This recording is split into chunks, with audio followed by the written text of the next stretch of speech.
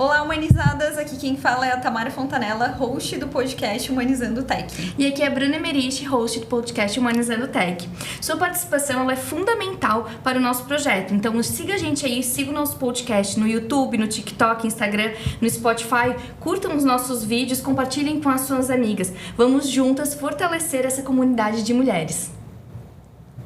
E hoje falaremos sobre uma trajetória bastante comum na área de TI, que é a transição de desenvolvedora para um cargo de liderança. Hoje, a nossa convidada vai compartilhar o que a motivou a entrar no campo de desenvolvimento de software e as tecnologias que utilizava, além de discutir como sua experiência técnica ainda influencia suas decisões como manager em um banco digital. Também vamos refletir um pouco sobre os desafios enfrentados ao passar de desenvolvedora para líder, incluindo os aprendizados, momentos de insegurança e expectativas na carreira. Jana, seja muito bem-vinda aqui ao nosso podcast Humanizando Tech. Obrigada, pessoal. Estou bem empolgada em poder compartilhar um pouquinho. Que legal, Jana. A gente também está muito empolgada em te receber.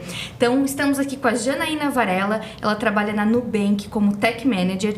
Ela entrou na companhia em 2020 através do programa Yes, She Codes. E na época, ela atuava como engenheira de software na Movidesk. Ela é uma esposa apaixonada da Paola e mãe da Mirella e do Davi, de 8 e 6 anos, e também dos pets Gaia, Kiara, Cacau, Sininho e Bimbo. A Jana é formada em Sistemas de Informação pela Universidade Unicelv, com pós-graduação em Gestão de Pessoas pela Unisociesc. Muito obrigada novamente, Jana. Então, a gente vai começar aqui o nosso papo, e para começar, a gente quer te conhecer aí quem é a Jana. Fala um pouquinho sobre a tua carreira, né, sobre a tua trajetória, como é que surgiu essa vontade de trabalhar com TI? Então, eu acho até engraçado falar um pouco da minha história na área de tecnologia, porque o primeiro curso que eu comecei a fazer da área, sabendo nada o que era, isso lá em 2009, por aí, enfim, estava começando o boom, né, e era uma área muito masculinizada. Eu comecei um curso que um primo meu indicou, dizendo, aqui tu vai aprender a mexer em computador. E eu pensei, é uma oportunidade de eu ficar mexendo no computador. Não sabia o que era, não sabia o que eu ia fazer. E aí eu comecei a fazer esse curso e acho que eu fiz uns 6 meses de curso. Esse curso durava 1 ano aproximadamente. E após uns 6 meses de curso, eu cheguei um dia em casa, assim, chorando pra minha mãe e falei, mãe, eu quero desistir desse curso. E ela falou, não, minha filha, mas pelo menos termina. Faz ele até o final, pelo menos pra tu ter esse certificado, né? A gente já investiu aqui até agora. Eu falei, não, mãe, não quero, eu não consigo mais. Cada aula que eu vou, eu não gosto, não queria estar aqui. E eu nunca vou trabalhar com isso na minha vida. Conta pra hoje. Exato. E, enfim, esse curso eu realmente desisti dele. O que era bom, porque era em Delphi também, então, né? Não, nada contra, mas... e aí, 1 ano depois, eu tava em uma fase na minha vida com alguns problemas pessoais. E eu não tinha condições de pagar uma faculdade. E eu sabia que eu não ia poder fazer uma faculdade no ano seguinte. Eu ia ter que parar. Só que também eu ouvi muito falar que, se tu parar, depois pra voltar é muito ruim. E aí um dia foram na escola que eu estudava fazer propaganda de cursos e tal, quando tava no 3º ano. E fizeram... e aí eu ouvi falar sobre o programa do Entra 21, que acontece aqui em Blumenau, que várias empresas patrocinam uma série de cursos que acontecem para formar pessoas na carreira de TI, né? É um curso curto, só que super direcionado.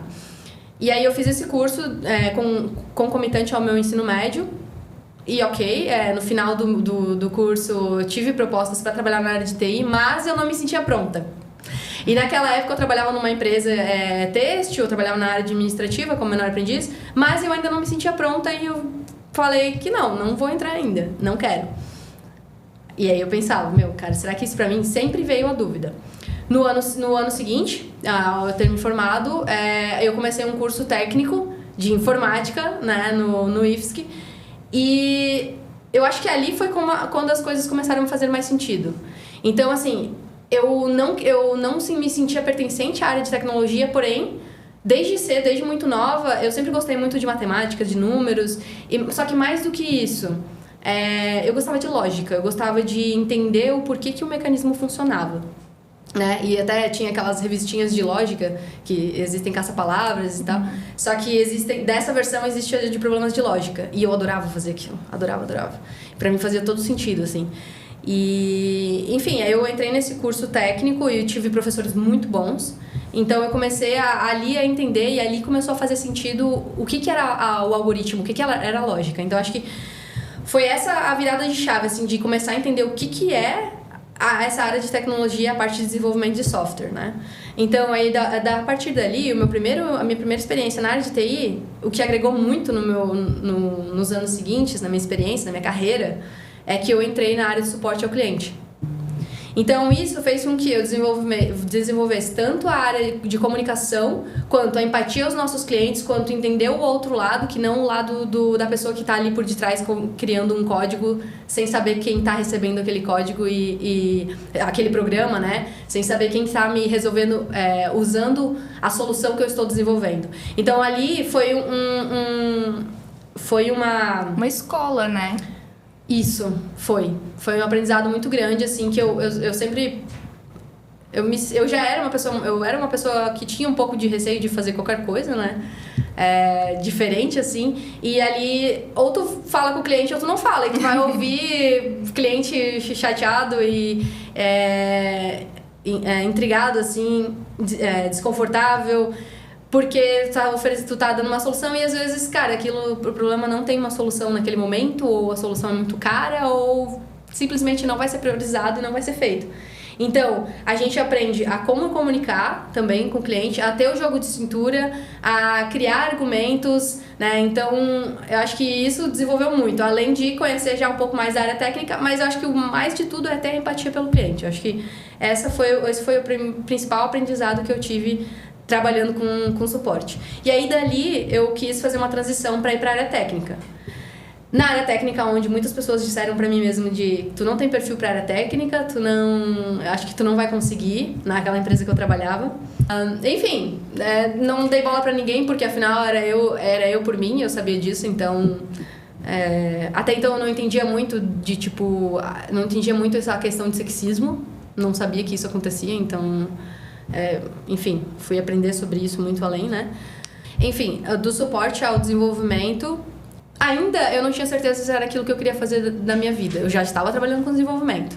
Eu fazia aquilo bem, eu estava sendo reconhecida, eu ganhava bons feedbacks, eu era muito dedicada, mas eu ainda não sabia assim, putz, eu quero trabalhar com isso pro resto da minha vida? Então essa dúvida, ela sempre permaneceu comigo. E o que eu fiz para eu, enfim, entender um pouco mais e me conhecer um pouco mais? Porque... além da minha carreira, eu também busco sempre me conhecer, né? Eu acho que isso foi bem importante. Eu larguei tudo e fui... larguei tudo, né? Só o emprego que eu tinha, mas... enfim, tava no meio da faculdade, tava fazendo faculdade, eu tinha entrado em sistema de informação, porque daí eu comecei a trabalhar na área de TI e eu consegui pagar a faculdade, né? Durante as férias da faculdade, eu resolvi fazer um intercâmbio. Então, fui trabalhar num parque de diversões que não tinha nada a ver com a minha área, mas fui trabalhar no parque de diversões em Orlando. E aquilo também, apesar de que não parece, mas agregou muito também pra minha vida. Tanto a parte do inglês, que, nossa, deu um boost total, assim, né? Eu evoluí muito meu inglês por causa desse intercâmbio. Além de... também aprendi um pouco de espanhol, porque tem muita gente latina na Flórida. Mas eu acho que também... fez com que eu sentisse falta, assim, porque depois de algum tempo lá, eu, queria muito um computador aqui e poder, sei lá, criar um código e ficar sozinha na minha, sabe, com a minha cabeça pensando e resolvendo algum problema, sabe? Então, eu acho que isso fez com que eu observasse, com que eu entendesse, sim, eu sinto falta, né? Acho que isso trouxe esse aprendizado pra mim. Então, quando eu voltei, foi pra área de TI também então, foi ali que eu entendi, não, é isso, eu vou continuar nessa área. E aí continuei trabalhando em outras empresas, né? Até que eu conheci o mundo de startup, que pra mim é o perfil que encaixou comigo. Empresas de startup é o perfil de empresa que eu busco sempre hoje. E aí, enfim, trabalhei na primeira startup, que é onde eu desenvolvi várias skills técnicas que as empresas anteriores, elas já tinham os próprios softwares de tecnologia, então tu não precisava pensar muito da solução, era sempre na regra de negócio.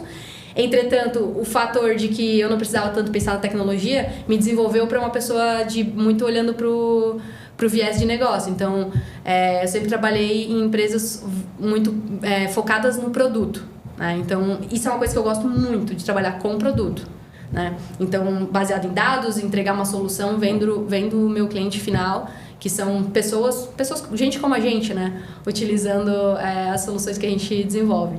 Então, também ajuda bastante. Aí fui para uma área também para uma empresa que era uma startup que também era focada em produto, só que ali, como era muito inicial, não tinha muita tecnologia, então a gente tinha que desenvolver. E, enfim, foi ali que eu fui ganhando muito empoderamento, aprendi muito assim com o pessoal, eles me abriram muito espaço para eu poder testar coisas e ir aprendendo. Então, acho que ali foi um grande aprendizado que eu tive. Então, basicamente, falando ali, né? A primeira vez que você teve contato foi com o curso de Delphi, em 2008, 2009. 2009. Eu tinha... Super novinha ali, saindo da escola quase, eu acho. Eu tinha uns 16 anos, mais ou menos.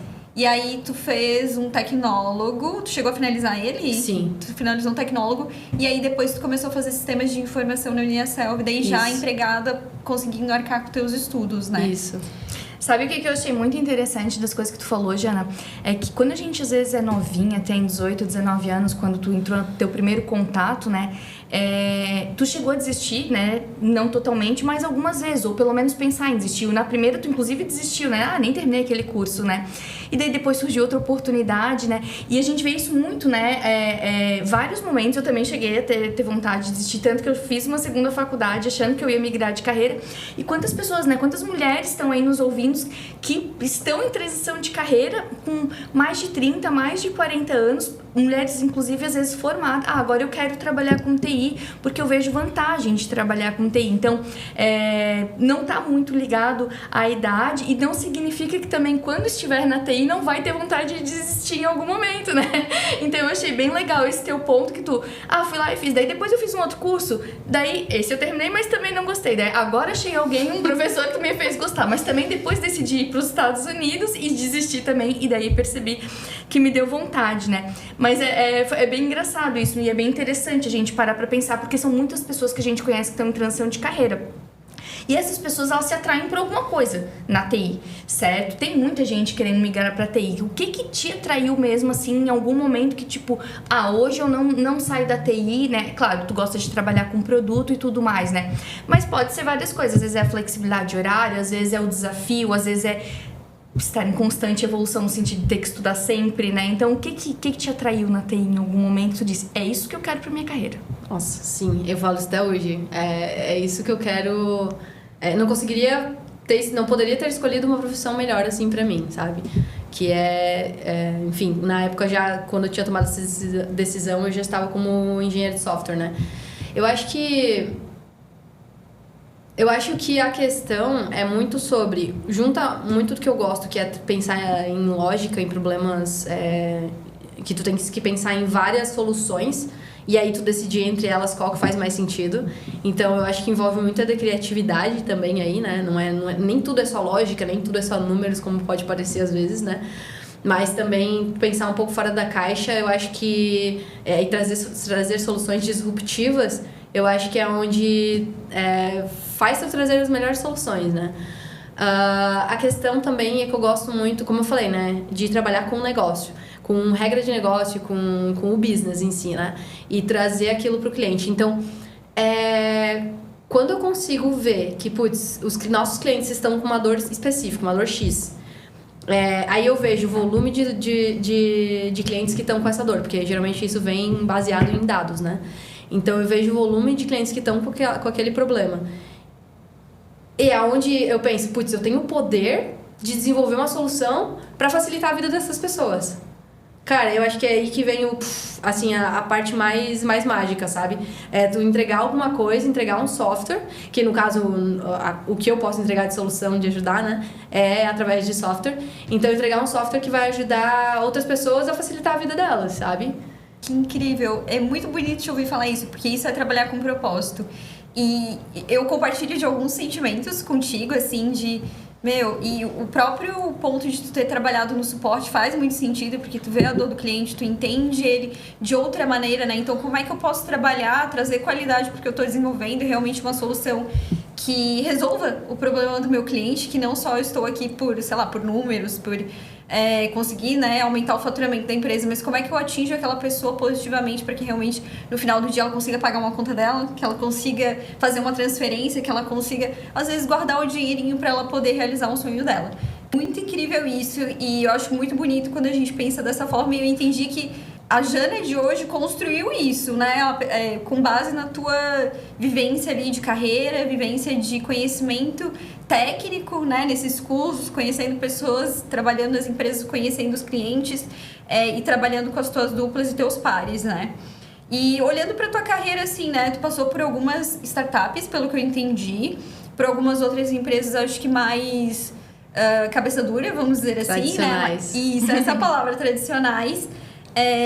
E fala um pouco mais tecnicamente das tecnologias que tu usou assim na parte de desenvolvimento dentro dessas empresas. Eu acho que esse papo ele é legal para as mulheres também saberem as oportunidades que elas têm, assim, tipo, quais são as stacks que as empresas usam, que tu passou, qual que tu gostou mais de usar. As tecnologias de linguagem de programação, né? Olhando um pouco para a linguagem de programação, comecei no C#. Outra linguagem que eu me aprofundei muito foi o próprio Clojure, que é onde a empresa que eu trabalho atualmente utiliza, né? Mexi um pouco também com Java, com Python, mas foram coisas mais superficiais mesmo. Até para algumas, o Java mesmo era mais para o mundo acadêmico. De tecnologias para base de dados, então foi muito SQL Server, né? E Oracle também, né? Que também tudo SQL, né? Que são linguagens sequenciais. E hoje na empresa que eu trabalho, a gente trabalha com um banco NoSQL, né? Que é o Datomic. Então é um pouco mais complexo a forma, e diferente, né? A forma de armazenamento, mas são alguns dos que eu tive contato. Acho que o SQL Server e Oracle, acho que hoje são os que mais estão em alta, assim. Que massa. Ô, Jana, e hoje tu trabalha como gerente, né? E há quanto tempo que tu tá, né, nesse papel de gerência? Inicialmente eu estou há 1 ano e 5 meses. Entretanto, já fazia um tempo antes que eu estava rampando na empresa, então já estava meio que pegando algumas coisas desse papel, que era, eu já estava gerindo um time, mas só não estava tão focada na parte de gerenciamento de pessoas, mas toda a parte de gestão ali do projeto, do time como um todo, responder pelas decisões, né? Aí já tava comigo desde E hoje daí tu gerencia pessoas e decisões técnicas. Então tu ainda programa, na verdade, né? Como é que tu realmente bota a mão ali na massa ou fica mais na parte de decisões técnicas junto com pessoas arquitetos e essa galera ali com apoio? Como é que é hoje o teu dia a dia, né? Assim, na parte de gestão da empresa que eu trabalho, é cada vez menos tu colocar a mão na massa, desenvolver pessoas para estarem mais perto do tático, da parte tática. A parte operacional eu não deveria fazer nada, né? Não deveria estar atuando. Eu digo não deveria por quê? Porque às vezes eu puxo algumas coisas, né? Não, quando precisa mesmo, assim, tá pegando alguma coisa naquele momento, ou o time tá onerado com uma iniciativa e a gente precisa desbloquear algum outro problema, então eu ainda coloco um pouco a mão na massa, mas o esperado é que eu me afaste mais, cada vez mais, e desenvolva pessoas para olhar mais para esse tático, que é o quê? Garantir que o sistema está operável, garantir que a gente tem todos os controles que são necessários, garantir que a operação está executando, que os projetos estão sendo entregues conforme foi definido no roadmap. Eu passo a olhar muito para a parte estratégica, né? Que é a longo prazo, olhar se eu preciso de headcount, aumentar o headcount para o meu time, olhar projetos futuros que vêm por aí, conseguir entender os trade-offs de priorizar um sobre o outro. Então, o objetivo hoje é cada vez menos cada vez menos na parte operacional e tática, e muito mais olhando para a parte estratégica. E olhando também especialmente para a carreira dos ICs, né, dos engenheiros de software. Em que momento tu percebeu que tu queria virar líder, assim? Porque tu entrou em 2020 por um programa lá de formação para mulheres, né? Como desenvolvedora ali, acho que engenheiro, né? Como posição de engenheiro dentro da Nubank.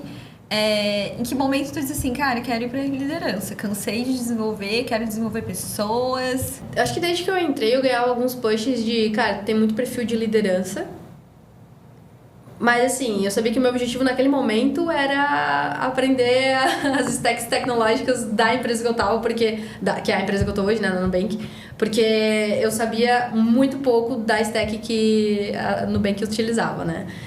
E eu acho que, assim, conforme eu fui evoluindo na minha carreira, lá dentro mesmo, como eu falei, assim, acho que já vinha muito natural de mim de, olhar pro produto e tentar melhorar aquilo. E eu via muitas coisas de, tipo, essa pessoa precisa de um pouco de mais ajuda mais de perto, ou vou tentar mentorar essa pessoa aqui, ou vou puxar para fazer um pair programming aquela outra ali, ou vou juntar o time aqui pra gente, pra eu fazer uma apresentação sobre os serviços que a gente tem, né, no nosso time, pra galera poder ter essa noção do fluxo, como é que funciona, né, de como é que funcionam os nossos serviços e a arquitetura por detrás, para que elas consigam andar sozinhas, né.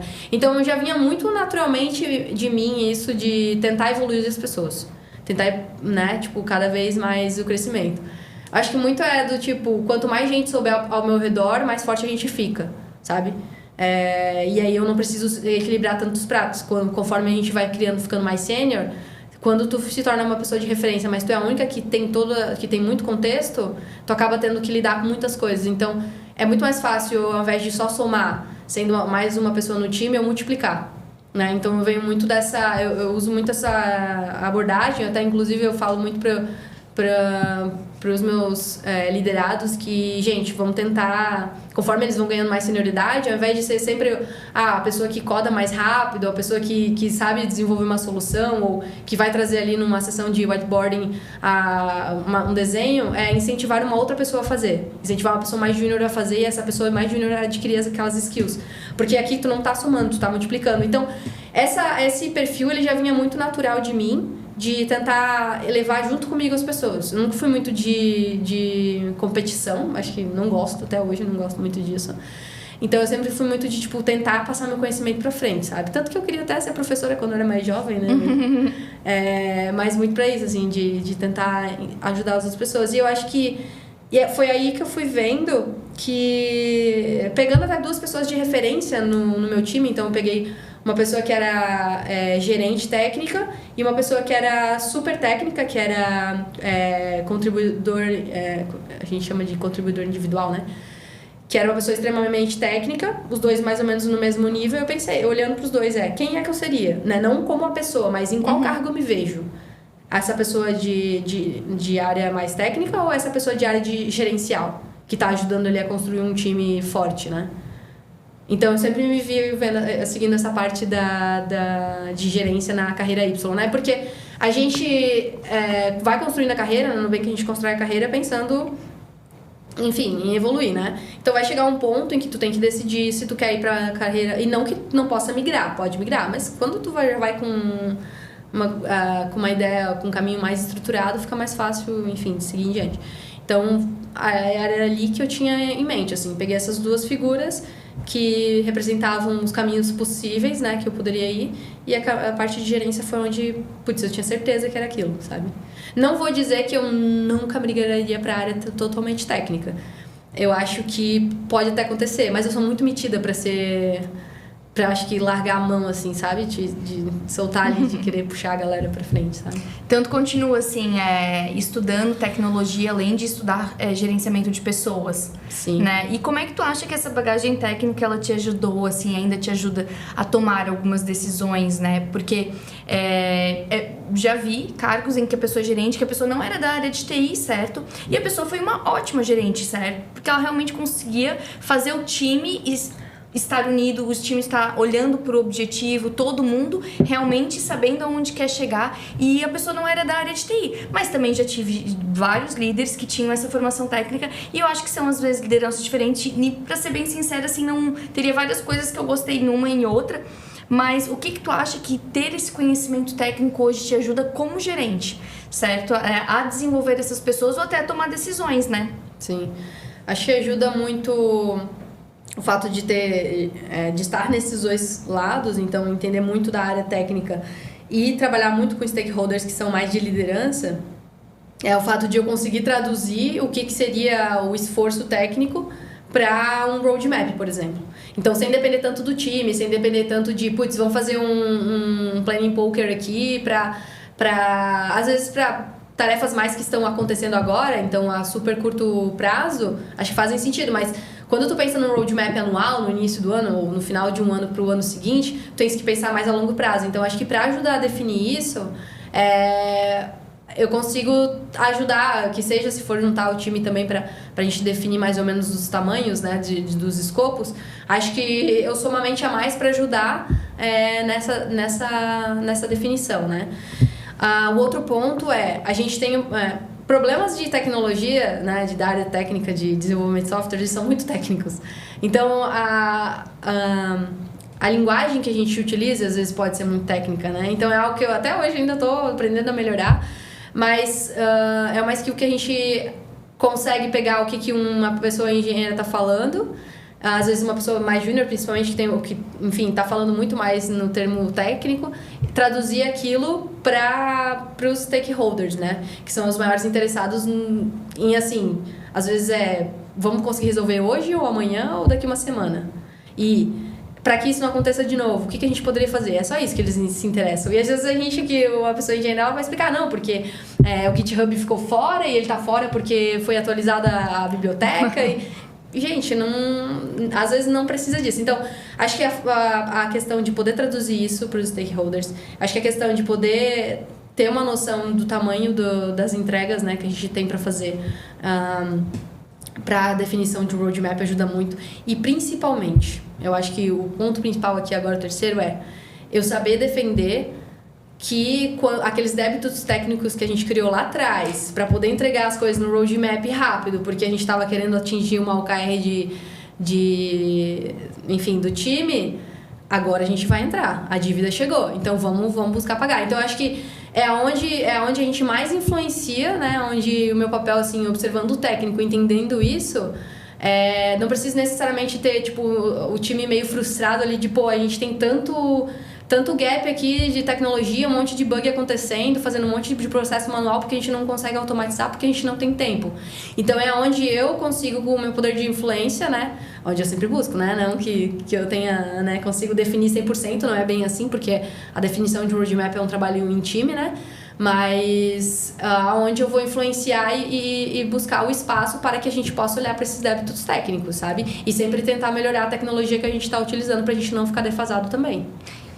Eu acho que faz muito sentido isso que tu falou, porque dificilmente o time de negócio, que é quem define prioridade, vai priorizar um débito técnico, a menos que ele consiga entender o risco que aquele débito técnico está causando, né? Então, eu já passei... não foi uma situação que eu passei, mas a gente estava numa palestra uma vez, eu e a Tamara, e o cara deu um exemplo que foi ótimo. Ele pegou e disse que tinha 3 dias que um cara extremamente técnico falava assim, gente, a gente tá com um problema, eu não lembro exatamente o que era, mas vamos supor, na Cloudflare e tal coisa.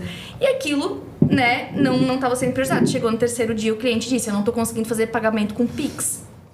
Daí o PO, meu Deus, não estamos conseguindo fazer pagamento com Pix. Daí a pessoa disse assim, faz 3 dias que eu tô dizendo que a Cloudflare tal coisa. Uma mulher nem sabia o que era aquilo, mas por que tu não disse que isso ia fazer com que as pessoas não pudessem pagar no Pix? Né? Então, essa tradução e entender realmente, tipo, o que um débito técnico pode causar de prejuízo, seja de realmente um bug, ou seja de, cara, daqui a pouco esse código fica tão difícil de dar manutenção que a gente não vai mais conseguir fazer as entregas no prazo, né? Então, é bem interessante. Eu diria que um bom líder técnico, ele consegue defender espaço no roadmap para trabalhar com débitos técnicos. Porque, assim, o débito técnico, em algum momento, ele vai te ferrar. E ele vai te ferrar como líder e ele vai ferrar o teu time. Que o teu time vai se ferrar tendo que corrigir aquilo. Então, um bom líder, ele consegue lidar com os débitos técnicos. E falando... Bem bacana a gente entrar nesses pontos, assim, de que tu consegue enxergar como te ajudaram tecnicamente, né? E quais foram os desafios que tu encontrou virando pra área de líder? A gente vê muitas pessoas que a gente conversa que às vezes o principal desafio foi conseguir largar o osso, né? Pô, eu era tão tech, eu sabia como resolver, eu sei que eu resolvo rápido. Qual foi o teu maior desafio? Tem relação com isso ou foi outro desafio? Eu acho que a questão de largar o osso, desde quando eu tava... Antes de entrar na carreira Y, que é onde tu, né, decide, eu tava numa posição em que eu já estava sendo preparada para isso. Porque eu já tinha deixado evidenciado que eu queria ir para a área de gerência. Beleza? Então, eu já entendia naquela época qual que era o meu impacto, que era cada vez mais puxar as outras pessoas para fazer e cada vez menos tu fazer. Né? Então, eu acho que eu nunca larguei efetivamente, assim, até então, naquela época, né? Eu não tinha largado 100%, então, caso acontecesse algum problema, algum crash de verdade, real, assim, ou, enfim, algum alarme tocasse, alguma urgência, né? Eu sempre estava ali para atender, então eu tinha muito esse senso de responsabilidade sobre o produto, né? Eu acho que o meu maior desafio foi como fazer eu entregar um valor através de pessoas que pensam totalmente diferente de mim. Então, eu precisaria que a gente estava no ponto A e precisaria que a gente chegasse no ponto B, ou fizesse a entrega, né, e tal. Precisaria evoluir aquelas pessoas para que no final do ano elas conheciam X, agora elas precisam conhecer Y, Z também. Então, como eu ia fazer com que essas pessoas chegassem lá e entregassem isso? Porque, afinal, eu como líder técnica, a minha entrega é a entrega do meu time. Então, não sou mais eu ali, o quanto de linhas eu entreguei, o quanto de PRs que eu abri. Mas sim o quanto eu atingi as coisas, quanto houveram as entregas dentro do prazo que havia sido estipulado, o quanto os engenheiros estavam evoluindo dentro do time, o quanto a comunicação do que a gente estava fazendo estava sendo clara para stakeholders, ou se acontecesse algum caso de atrasou, né, algum imprevisto de que atrasou alguma entrega, se aquilo estava sendo bem comunicado, estava sendo antecipado o problema que poderia acontecer. Então, eu acho que foi muito isso, assim, era como eu agia através de outras pessoas. Eu acho que foi esse o meu maior desafio, assim. Quando a gente vira líder, a régua de avaliação nossa muda. Então, a tua régua, como tu falou, né? Não é a quantidade de código que eu tô entregando, não é a qualidade do que eu tô desenvolvendo. É como, junto com o meu time, a gente consegue atingir o resultado que a gente espera, que estava planejado dentro do roadmap. Bem interessante esse ponto. E eu gosto também muito eu acho assim, ótimos líderes que eu tenho hoje e que eu tive durante a minha carreira. Uma das coisas que eu sempre achei que é uma boa característica de um líder é justamente ele dizer onde a gente quer chegar, sabe? É muito difícil trabalhar sem um propósito, assim, sabe? Sem saber até o que tu tá entregando. Então, tipo, a gente tem que desenvolver essa funcionalidade aqui. Mas o que isso tá resolvendo de problema, né? Ou, tipo, a gente tem que diminuir o débito técnico, a gente tem que ter, sei lá, tem um sonar que tá com uma qualidade ruim de alguma coisa e a gente tem que melhorar isso. Isso é um objetivo, certo? Mas por que a gente tá fazendo isso? Se isso tá claro pra todo mundo, essa galera vai te ajudar, né? Agora, se é só, tipo assim, temos que melhorar esse número, é muito complicado. Então, pra mim, uma qualidade bem grande é tu mostrar que tu quer chegar no ponto B, que é uma coisa que você falou, hoje a gente tá no ponto A, a gente quer chegar no ponto B, e daí convencendo essa galera de que a gente tem que chegar, e isso tu faz quando tu mostra o quão vantajoso vai ser estar no ponto B pra companhia, pra pessoa, pros clientes, pro produto, né? Legal. E já encontrasse alguma resistência aí dentro das equipes durante a tua carreira? Como é que foi? E às vezes nem necessariamente só no papel de líder, né? Então, tu contou antes que tu falou, né? Eu já trabalhei numa empresa que eu dava uma sugestão e eles deixavam eu experimentar aquilo, né? Tanto que tu se percebe muito, gosta muito, né, de trabalhar com startups, né? Quais foram as resistências aí que tu encontrou como um todo durante a tua carreira, né? E também agora como líder?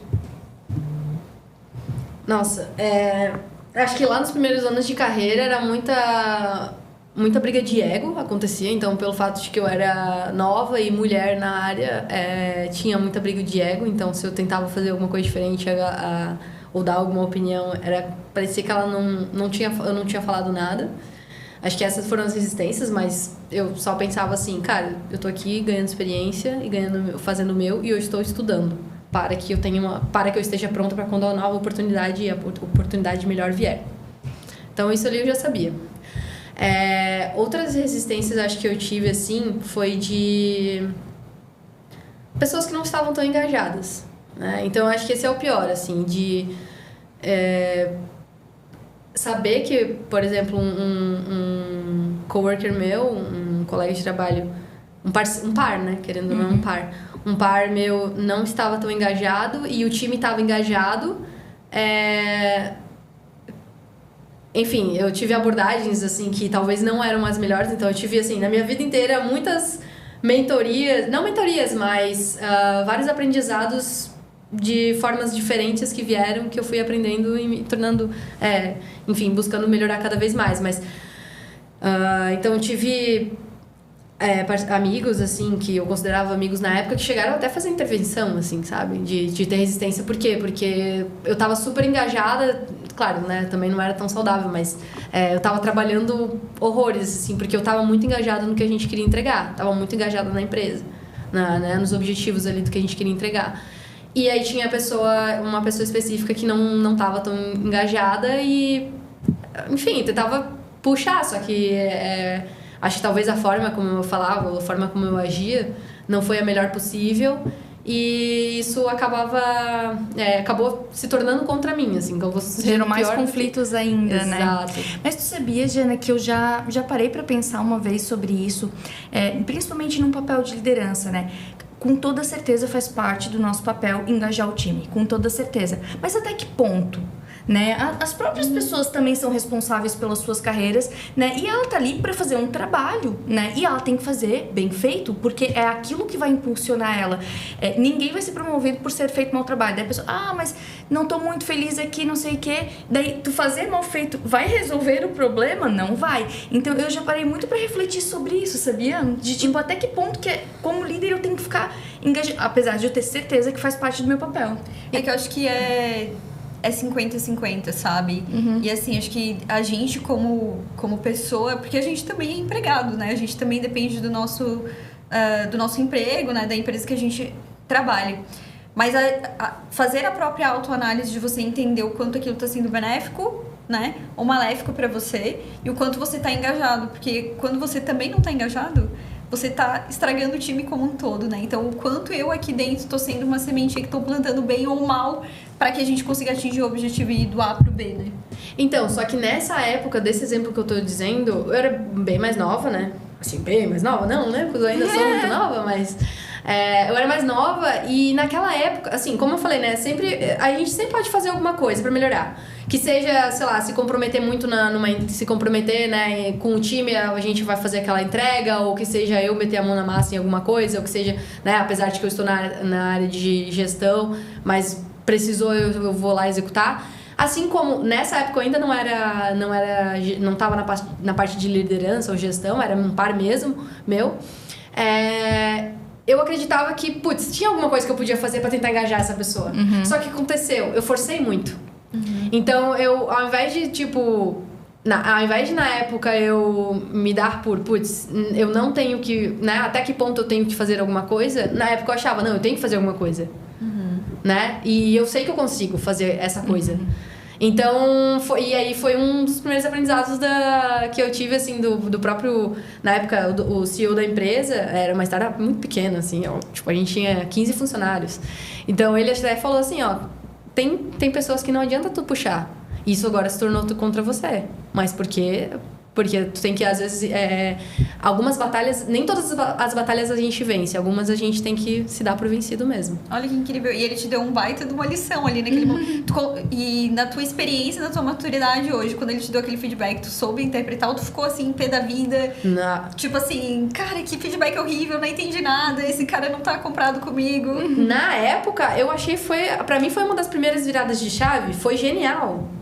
Foi genial, porque ele falou assim, não é todo mundo que vai agir como você, não é todo mundo que vai pensar como você. Porque na época eu achava que todo mundo tinha que ser que nem eu. Putz, vai lá e faz. Tem um problema, vai lá e executa. Sabe, tem que estar entregue. Tá na empresa ali é pra, né, vestir a camisa. Porque eu estava extremamente engajada. Mas não quer dizer que todo mundo estaria extremamente engajada. Mas eu não entendia isso. Então, esses feedbacks, esses pontos, isso foi um bate-papo, não foi tipo assim, vou te chegar aqui pra te dar uma dura. E a questão do feedback que eu tive na época, felizmente eu tive maturidade pra entender que realmente, eu nunca tinha pensado nisso. Porque assim, vão ter as coisas que tu pode mudar no mundo, assim, vão ter as coisas que tu consegue mudar, né? Tu consegue mudar a tua atitude, tu não consegue mudar as questões ambientais que podem acontecer e tu não pode mudar a opinião de uma pessoa sobre alguma coisa. Tu pode só mudar a tua atitude, que a pessoa não gosta de ti, tu não pode mudar a opinião da pessoa de gostar de ti. Tu pode mudar, a única coisa que tu pode fazer sobre isso o que eu faço com essa opinião, com essa informação. Faço alguma coisa, dou bola pra ela ou simplesmente sigo a minha vida, sabe? Ou como eu me sinto em relação a isso. Então, tem coisas que a gente não tem muito o que fazer mesmo. A outra questão, assim, de resistência que aconteceu, e daí agora um pouco, acho que na fase de liderança, tinham pessoas... Quando eu comecei a entrar na parte de gestão, eu assumi um time que o líder tinha saído, né? Tinha feito a mudança para a parte técnica, né? Para a área técnica. Então, ele era gestor e virou técnico, novamente. E aí, eu assumi um time que a galera era muito fiel, assim, né? Eu acho que... Eu não sei se essa seria a melhor palavra, mas... o pessoal era bem fiel, assim, ao antigo líder, ao antigo gestor. E aí, quando eu entrei... enfim, eu via que tinham várias coisinhas que precisavam ser organizadas. E muitos disso eram processos. E muitos outros disso era a questão de engajamento mesmo. O time não estava engajado. E aí foi quando eu comecei algumas coisas a fazer uma movimentação muito devagar, muito, assim... Cuidadosa. Isso foi uma coisa que, felizmente, eu aprendi também com essa experiência antiga que eu tive, que não adianta tu tentar fazer as mudanças bruscas, porque isso vai ocasionar muito impacto e nem todo mundo vai gostar. Então, ali, desse aprendizado, eu comecei a usar vamos fazer as coisas com calma. Sempre muito alinhado à minha própria liderança também, na época, né? Porque eu também estava começando. E aí, o que aconteceu? Eu comecei a me preocupar porque algumas pessoas elas começaram a demonstrar uma certa atitude uma certa postura de que não estavam gostando de alguns movimentos, e que, eu não sei, parecia que elas já não estavam mais tão engajadas, cada vez menos engajadas. Já tinham outras que, estavam decolando, assim. E eu conversei com a minha gestora sobre isso, de eu tô preocupada que talvez essa pessoa saia e tal do time, e é um outro movimento que acho que também me veio muito de aprendizados, e ela mesma comentou que foi... naturalmente, quando o time muda, vão ficar as pessoas que elas estão na mesma frequência que o que tu estás propondo. E o que tu estás propondo são melhorias boas, né? Então, elas são favoráveis pro objetivo que a gente está tendo aqui desse produto agora, pro momento que ele está. Então, fazia sentido antes esse tipo de postura, talvez não tinha tempo nessa organização e tudo, mas agora a gente está indo para um outro momento, né, do produto, que a gente precisa que as pessoas tenham outro tipo de mentalidade, maturidade e processos, né, principalmente. Então, naturalmente, ou as pessoas elas vão entrar no barco junto, ou alguns delas vão sair. Então, eu comecei a ver a questão de as pessoas saírem, não mais como uma coisa ruim, mas sim como uma coisa, como algo natural, assim, né? E também inevitável, né? Porque, novamente, eu não posso forçar todo mundo a pensar hoje igual a mim. Claro, faz todo sentido. Eu passei por algo bem parecido quando eu entrei no papel de liderança. O time como um todo foi mexido em toda... É muito disso, assim, o produto... A estrutura não tá mais fazendo sentido... foi se mudando os líderes, né? Os líderes de produto também. E naturalmente as pessoas que eram muito fiéis, que compravam muito a ideia de quem estava ali, também fizesse essa movimentação delas, né? Também, de repente, procurasse outra coisa, ou fosse para outro time. E acho que, como líder inicial, às vezes pode ser dolorido você ver as pessoas te abandonando sem nem te darem a oportunidade de acreditarem no teu trabalho. Tipo assim, cara, me dá uma confiança, deixa eu te mostrar que vai ficar melhor, deixa eu te mostrar que aqui tem espaço para te crescer. Mas isso é um baita de um aprendizado e maturidade de você entender, cara, tá tudo bem, as pessoas vão partir, né? Em algum momento eu vou partir também dessa empresa, não sei quando, mas em algum momento pode acontecer. E é o ciclo natural da vida, né? E tu trouxe vários aprendizados bem marcantes que realmente acontecem com líderes, assim. Mas eu queria ouvir de ti se tem algum que tu se orgulha, assim, no sentido de, putz, fizemos essa diferença, fizemos essa entrega. Porque o próprio movimento que tu fez com o time, tu desenvolveu o teu time. E com certeza hoje eles são muito mais maduros do que quando tu encontrou, né? No esquisito de processo, no esquisito de desenvolver eles. Eu entrei num momento em que era esse produto ele era uma aposta muito grande para a empresa, beleza? Uma aposta muito grande. Entretanto, a gente tinha um problema técnico que ele não era escalável. E ele, enfim, tinha integrações com serviços externos e não era escalável. Então, por mais que a gente queria trazer gente para utilizar o nosso produto, a gente não conseguia dar vazão, por causa que tinha um gargalo com acesso aos serviços externos. E aí, então, tinha toda a pressão, não só do time, não só da business unit, mas da empresa, né, em si, em cima desse produto. A gente precisava escalar E quanto mais tempo a gente demorava para fazer isso, mais os competidores conseguiam abraçar aquilo que a gente deixava passar, aquilo que a gente não conseguia abraçar. E era um produto de baixa fidelidade, então se eu não conseguir usar aqui, eu vou usar em outro lugar. Um concorrente. Num concorrente, E é justo, né? Então... E aí, enfim, o time ele tava numa fase em que a pressão era tão grande que os capítulos diferentes, os chapters diferentes, não conseguiam entrar numa sintonia.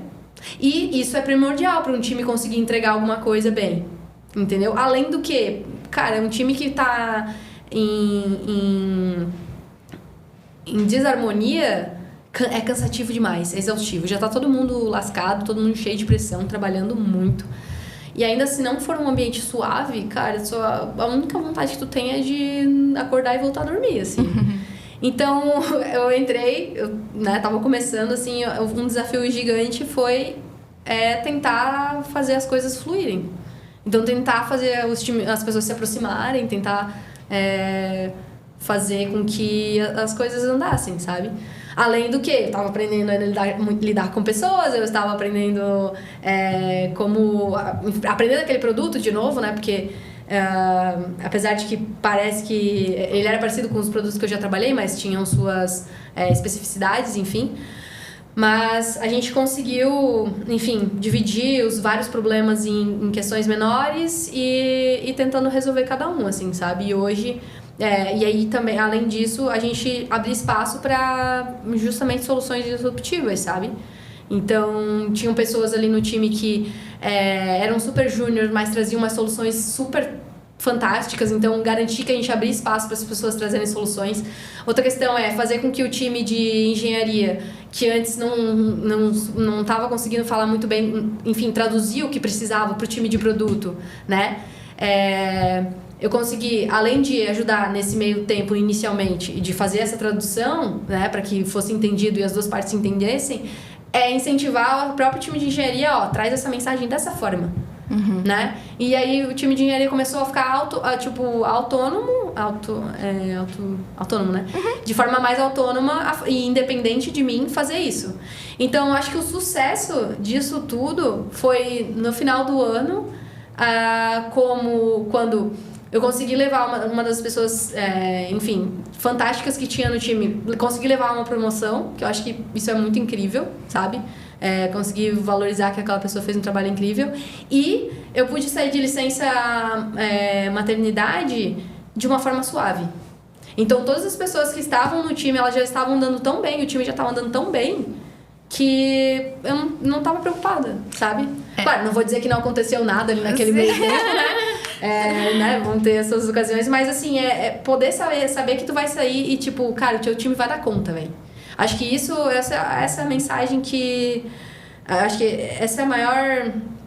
recompensa, assim, não sei se é recompensa. É isso mesmo, Jana, é uma recompensa, assim, tu não é herói do time, tu saber que tu não é herói do time, eu acho que, inclusive, pra gente ouvindo, né, é o tipo de liderança que tu quer, né, não é só mérito teu, então, tu tá construindo um time e não um grupo, né, e isso realmente é muito gratificante, quando tu consegue perceber que as pessoas estão olhando pro mesmo objetivo e entregando um resultado que vai chegar no cliente e deixar o cliente feliz, vai resolver o nosso problema, que é o que tu tem falado bastante aqui, né.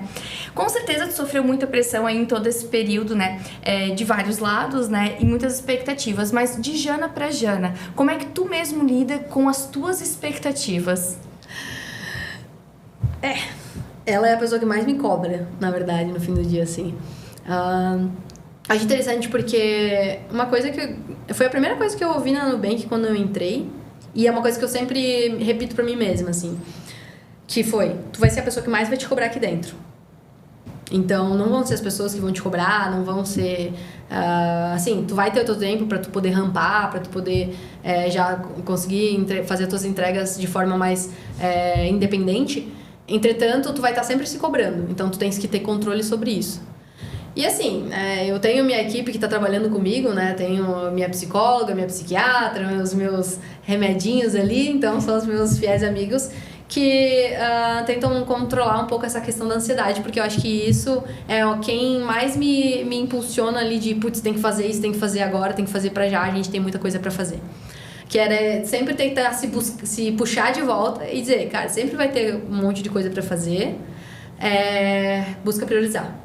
E aí a questão de, mas por que tu não fez dessa forma ao invés de ter feito da outra? Então vem aquela cobrança e aquela crítica, né, de ter feito X ou Y. Por muitas vezes eu sinto isso ainda, acontece, assim, é bem normal.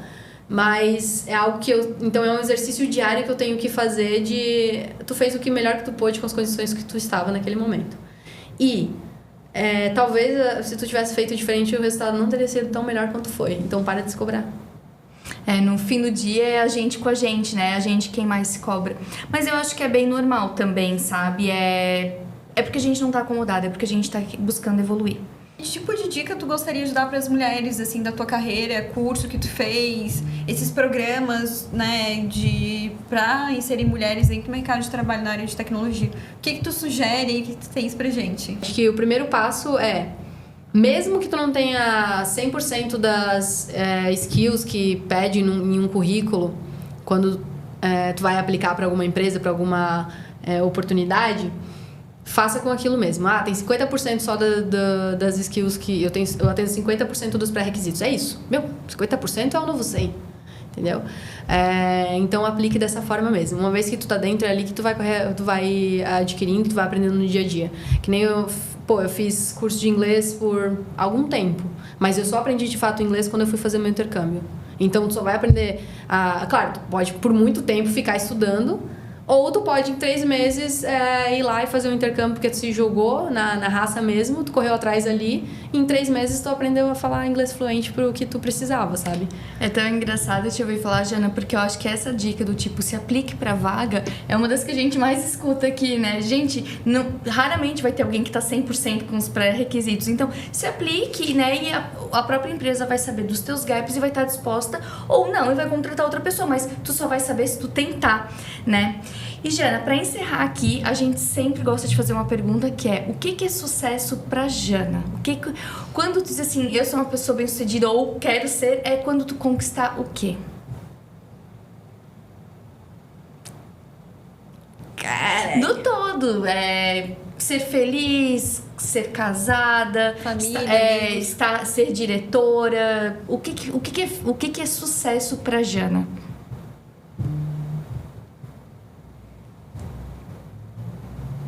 Gente, essa foi difícil. Calma, deixa eu pensar aqui.